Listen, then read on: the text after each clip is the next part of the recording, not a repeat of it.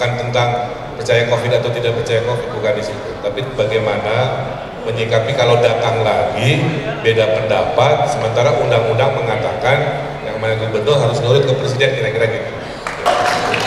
Luar biasa. Kita tunggu Pak Suswono ya. Iya, kita masih menunggu kehadiran Pak Suswono. Iya. Bersama kita sudah ada rekan-rekan media dan juga rekan-rekan bisa bertanya dengan kita. Kalimat itu saya sampaikan karena curhatan Gen Z begitu. Pak, mahal Pak, work from anywhere itu. Udah kita duitnya dikit, nyawa coworking mahal, ngopinya juga mahal. Kalau kepilih titip ya Pak, supaya kami fokus kerja, fasilitas dan makanan ditanggung oleh pemerintah provinsi. Itu saya jawab. Ini buat Gen Z, insya Allah ya. Kalau di PHK ada 3 bulan dikasih anggaran buat survive sampai nunggu kerja baru. Karena hari-hari ini kita juga sering dengar ya, pantang kerja sebelum ngopi, itu penting kan? Pantang kerja sebelum ngopi. Iya. Jadi ide-ide kreatif itu lahir setelah kita ngopi. Tapi sembari menunggu Pak Suswono, kira-kira kasih tanggapan sedikit bagaimana jalannya debat, ya rasa seperti apa yang saat ini setelah debat. Ridho, beli kado isi sepatu. Jadi selama debat kami fokus pada program, tidak setengahnya teori dan prinsip, setengahnya itu ya udah konkretnya apa kan. Nah kami membumikan gagasan-gagasan itu menjadi hal-hal yang mudah dipahami oleh warga Jakarta. Kemudian kami berbagi tugas, Pak Sus juga saya monitor di sesinya menjawab dengan lugas.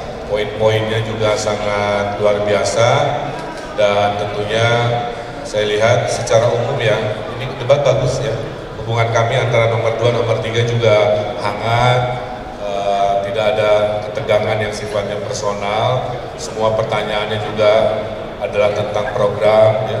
Saya kira itu sangat baik, mudah-mudahan di debat kedua ketiga makin keren, makin hangat sehingga Pilkada Jakarta naik kelas ya, menjadi pilkada teladan percontohan senase. Pak Emil baper nggak ketika ditanya kinerjanya memimpin Kota Bandung?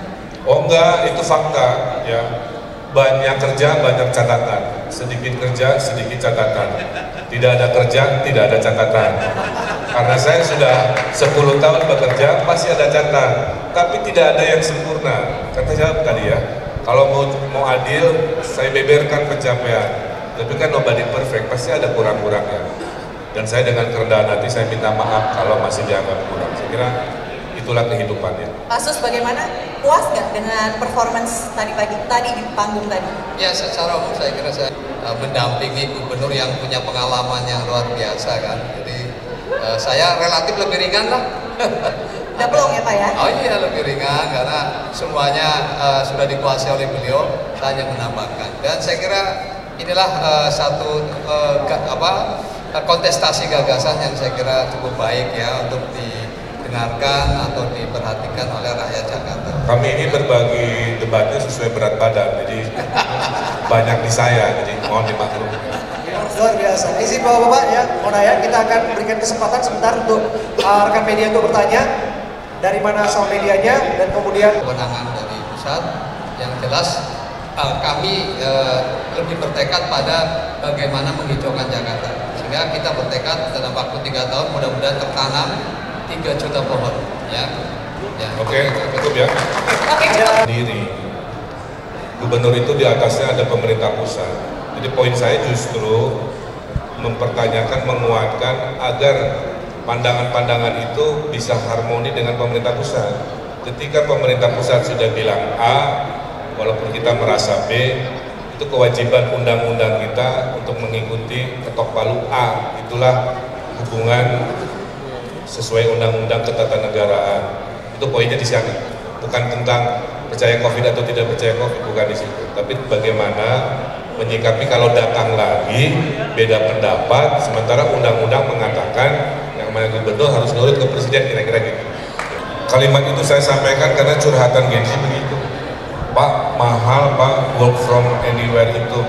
Udah kita duitnya dikit, nyawa coworking mahal, ngopinya juga mahal. Kalau kepilih titip ya Pak, supaya kami fokus kerja, fasilitas dan makanan ditanggung oleh pemerintah provinsi. Itu saya jawab. Ini buat Gensi, insya Allah ya. Kalau di PHK ada 3 bulan dikasih anggaran buat survive sampai nunggu kerja baru. Karena hari-hari ini kita juga sering dengar ya, pantang kerja sebelum ngopi, itu penting ya. Pantang kerja sebelum ngopi. Iya. Jadi ide-ide kreatif itu lahir setelah kita ngopi. Tapi sembari menunggu Pak Suswono, kira-kira kasih tanggapan sedikit bagaimana jalannya debat, ya rasa seperti apa yang saat ini setelah debat. Ridho, beli kado isi sepatu. Jadi selama debat kami fokus pada program, tidak setengahnya teori dan prinsip, setengahnya itu ya udah konkretnya apa kan. Nah kami membumikan gagasan-gagasan itu menjadi hal-hal yang mudah dipahami oleh warga Jakarta. Kemudian kami berbagi tugas, Pak Sus juga saya monitor di sesinya menjawab dengan lugas, poin-poinnya juga sangat luar biasa, dan tentunya saya lihat secara umum ya, ini debat bagus ya, hubungan kami antara nomor 2, nomor 3 juga hangat, tidak ada ketegangan yang sifatnya personal, semua pertanyaannya juga adalah tentang program ya. Saya kira itu sangat baik, mudah-mudahan di debat kedua ketiga makin keren, makin hangat, sehingga Pilkada Jakarta naik kelas ya, menjadi pilkada teladan percontohan senasional. Pak Emil baper nggak ketika ditanya kinerjanya memimpin Kota Bandung? Oh enggak, itu fakta ya. Banyak kerja, banyak catatan. Sedikit kerja, sedikit catatan. Tidak ada kerja, tidak ada catatan. Karena saya sudah 10 tahun bekerja, pasti ada catatan. Tapi tidak ada yang sempurna. Kata siapa tadi ya? Kalau mau adil, saya beberkan pencapaian. Tapi kan nobody perfect, pasti ada kurang-kurangnya. Dan saya dengan kerendahan hati, saya minta maaf kalau masih dianggap kurang. Saya kira itulah kehidupannya. Pak Sus, bagaimana? Puas nggak dengan performance tadi pagi, di panggung tadi? Ya, secara umum saya kira saya mendampingi gubernur yang punya pengalaman yang luar biasa kan. Jadi saya relatif lebih ringan lah. Udah belum ya Pak ya? Oh iya, lebih ringan karena semuanya sudah dikuasai oleh beliau, saya hanya menambahkan. Dan saya kira inilah satu kontestasi gagasan yang saya kira cukup baik ya untuk didengarkan atau diperhatikan oleh rakyat Jakarta. Kami ini berbagi debatnya sesuai berat badan, jadi banyak di saya, jadi mohon dimaklum. Luar biasa. Izin bapak-bapak ya, mohon ya, kita akan berikan kesempatan sebentar untuk rekan media untuk bertanya dari mana asal medianya dan kemudian kewenangan dari pusat.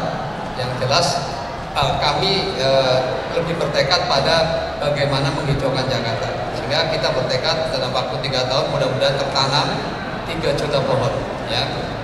Oke, cukup ya. Diri gubernur itu di atasnya ada pemerintah pusat. Jadi poin saya justru mempertanyakan, menguatkan agar pandangan-pandangan itu bisa harmoni dengan pemerintah pusat. Ketika pemerintah pusat sudah bilang A, walaupun kita merasa B, itu kewajiban undang-undang kita untuk mengikuti ketok palu A. Itulah hubungan sesuai undang-undang ketatanegaraan. Itu poinnya di sana. Bukan tentang percaya COVID atau tidak percaya COVID, bukan di situ. Tapi bagaimana menyikapi kalau datang lagi beda pendapat, sementara undang-undang mengatakan yang mana gubernur harus nurut ke presiden, kira-kira gitu.